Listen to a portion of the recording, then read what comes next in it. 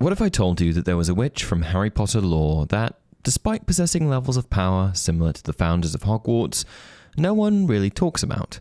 This witch, known more commonly for her title as a sorceress, was known for her extraordinary magical abilities, so much so that her name became legend, even beyond the wizarding world. Her mastery over spells and enchantments rivaled that of the most powerful sorcerers in history. Yet, for some reason, she remains overlooked in most discussions of magic. A dangerous and beautiful figure who kept company with beasts of prey, turned women into monsters to satisfy the cruel whims of spiteful, unsuccessful lovers, and of course turned men into swine. But who was this witch, and why has her legacy faded into obscurity? Today we'll be discussing all of that and more. Let's dive in.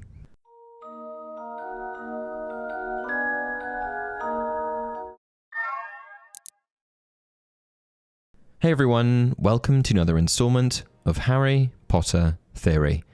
In today's video, we're going to be discussing a witch I haven't really mentioned on the channel before. One who, despite having her own chocolate frog card and a portrait in the halls of Hogwarts, is often overlooked when talking about the most powerful figures in wizarding history.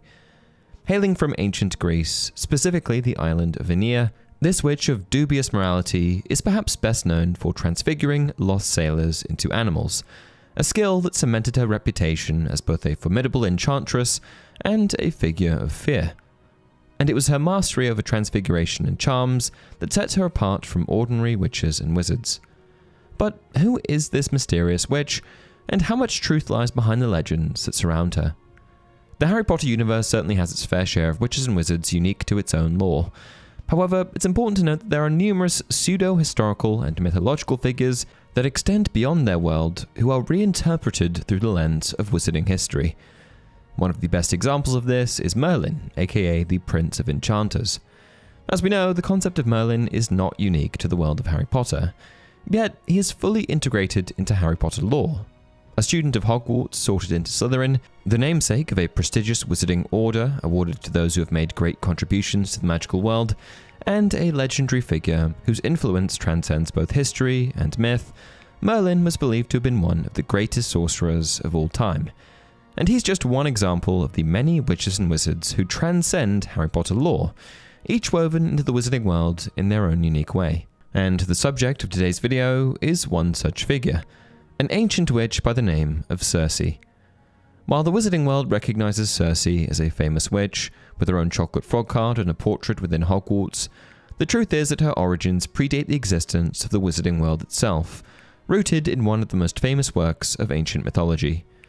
To truly understand Circe's story, we have to go back thousands of years, to the world of Greek myth, where she was more than just a powerful witch. She was a feared and revered sorceress, a mistress of enchantments, and a figure whose magic shaped the fate of legendary heroes.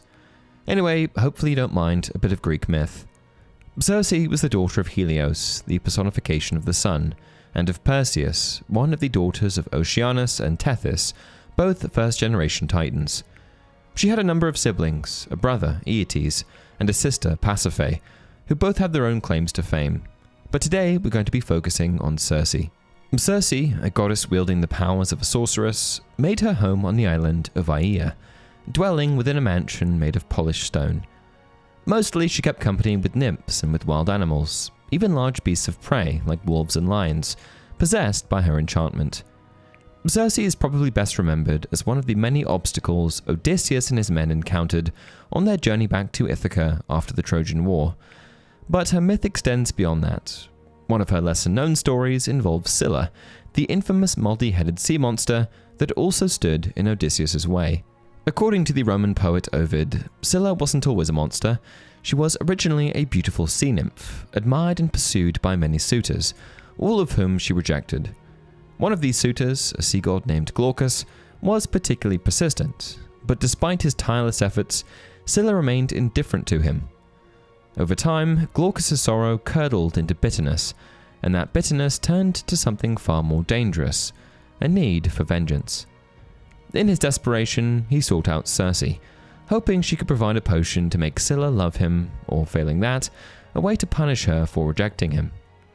Circe, in turn, used her magic to poison Scylla's favorite bathing pool, ensuring that the next time she waded in, the waters would deform her body. When Scylla entered the water, the curse took hold. Her once prized beauty was grotesquely disfigured, with her lower half transformed into a writhing mass of snapping dog heads. No longer a nymph, she became a monster, forever doomed to lurk in the narrow strait that would one day bear her name. That said, this is just one version of her story, and like many ancient myths, Scylla's origins have multiple interpretations, with different accounts of how she was cursed and what she became. But in this telling, it was Circe's magic, driven by jealousy and manipulation, that transformed her into one of Greek mythology's most fearsome creatures. Circe was also one of many perils Odysseus and his men faced on their grueling return from Troy. But before reaching her island, they endured a series of other harrowing trials. After Troy's fall, Odysseus' fleet was battered by storms and stranded among the Lotus Eaters, whose enchanted fruit nearly erased his men's will to return home. Escaping, they fell into the clutches of Polyphemus, the man-eating Cyclops. Then they reached Aeolus, who gifted them a bag of winds to guide them home, only for Odysseus' crew to foolishly unleash a storm that sent them adrift once more. Their next stop, the land of the Laestrygonians, proved disastrous as the cannibalistic giants annihilated nearly the entire fleet. And at this point, the few remaining ships drifted toward their next trial, the island of Circe. Circe's fair face and fell magic made her the epitome of beauty and danger entwined, and her island, Aia, was no less enchanting. Luscious forests stretched along its shores, and the scent of exotic herbs drifted through the air, hinting at the magic that infused the land itself. But beneath its beauty lurked unseen dangers. Strange, half-tame beasts prowled the landscape, wolves and lions that, despite their fearsome appearance, showed no hostility to visitors. After Odysseus and his remaining men arrived, a scouting party was sent to explore, and almost immediately they encountered Circe herself. With an inviting smile that masked the peril beneath, she welcomed them into her home, only to curse them, transforming them into pigs. This pig reference is subtly alluded to by her Hogwarts portrait, which concealed a hidden passageway between the fourth-floor landing of the grand staircase and an entrance hall side room. To access this shortcut, one had to provide the password Piggywiggy, which is a clear nod to her infamous transfiguration of Odysseus' men. What made this spell particularly cruel was that, though their bodies were changed, their minds remained intact. Trapped in a pen, forced to eat acorns, they were fully aware of what had been done to them. Their human consciousness remained, but they could do nothing. Reduced to mere beasts, they wallowed in the dirt, their own thoughts now a source of torment rather than salvation. But all was not lost. One of Odysseus' men had been wary enough to stay outside, and when he saw what had happened to his comrades, he fled, bringing word of their fate back to Odysseus. Furious, Odysseus set out at once, determined to confront Circe himself.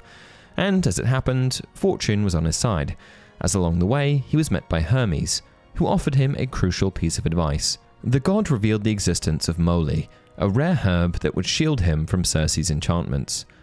Armed with this protection, Odysseus entered her home, and when her magic failed to take hold of him, Circe was first shocked, then smitten. Defeated in her own game, she released his men from their cursed forms, and what had begun as a perilous encounter soon transformed into an extended stay. Enchanted not by magic, but by comfort, Odysseus and his men remained on Aia for a full year before the call of home finally pulled them away.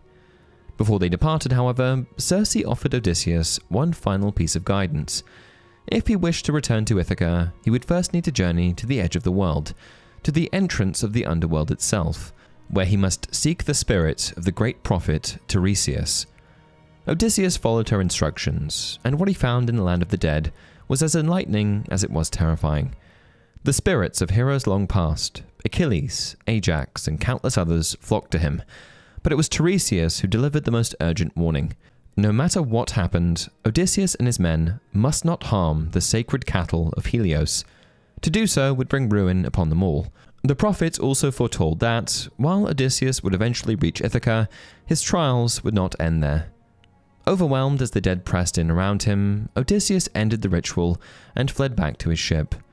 Upon his return to Circe, she warned him of the next great peril, the sirens. Their song was a deadly snare, an irresistible lure that no man could hear and live. To survive, Odysseus instructed his men to plug their ears with wax, while he, determined to hear the song and endure, had them bind him to the mast, ordering them not to release him, no matter how desperately he pleaded. Circe's role in Odysseus' journey was both a trial and a turning point, a figure of danger, enchantment, and unexpected wisdom.